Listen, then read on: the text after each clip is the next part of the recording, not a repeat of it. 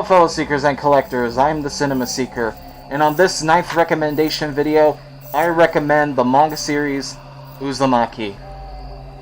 Uzumaki is a classic when it comes to horror manga.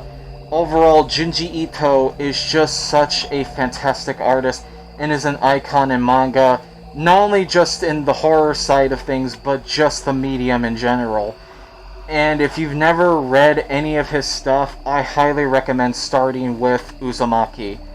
The main premise of the series is that it is a small town in Japan where a lot of strange and disturbing occurrences are going on in this town. And that's the main premise, and it's all centered around spirals, essentially. That may not sound scary to you, the idea of, oh, what's so fucking scary about a spiral? But trust me, the way Junji Ito does his artwork will really, and what essentially happens in the story will then really start to make you think, there's a lot more spirals in our life than what we think. Than maybe what we usually notice. To the point where you start to really feel that creepy factor in this idea of, oh my god, there's so much of this stuff in our daily lives that we don't even notice.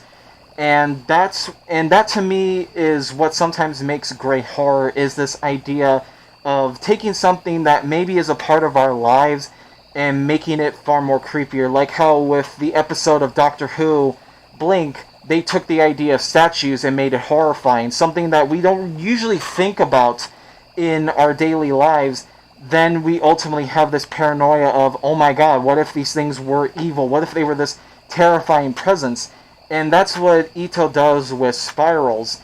Like I said, it doesn't sound scary at first, but the way he writes the story and the way he makes these spirals, it seems very menacing and very much like this impending doom type of feel. Especially the artwork. The artwork is the strongest aspect of this manga series. It will creep you out. Again, this is one of the few things that I have engaged with in terms of fiction that actually creeped me out. There were many panels that are just absolutely horrifying to look at, and it really just gives you that very much sense of, oh my god, this is so horrifying to look at, because a lot of it is body horror too.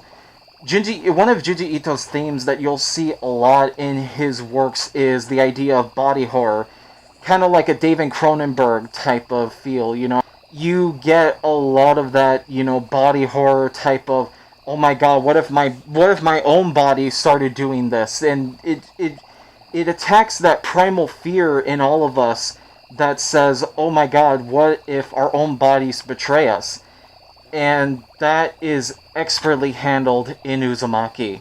So I highly recommend giving it a read. Again, it is very disturbing at times. There are many images that will probably very much shock you in many cases. I know there were some for me that I was like, oh my god, that's another level, but it's so well worth it. It's so good, it's so well written, it's beautifully drawn, but also horrifying in its drawings. So I highly recommend Uzumaki. In fact, I honestly recommend reading it now, because next year there is an anime adaptation coming out. Yep, we're going to be getting a full-on adaptation of Uzumaki that will apparently premiere on Toonami. When it'll come to Japan, I have no idea. When there will be, I guess, maybe a Japanese dub or anything like that, I have no idea.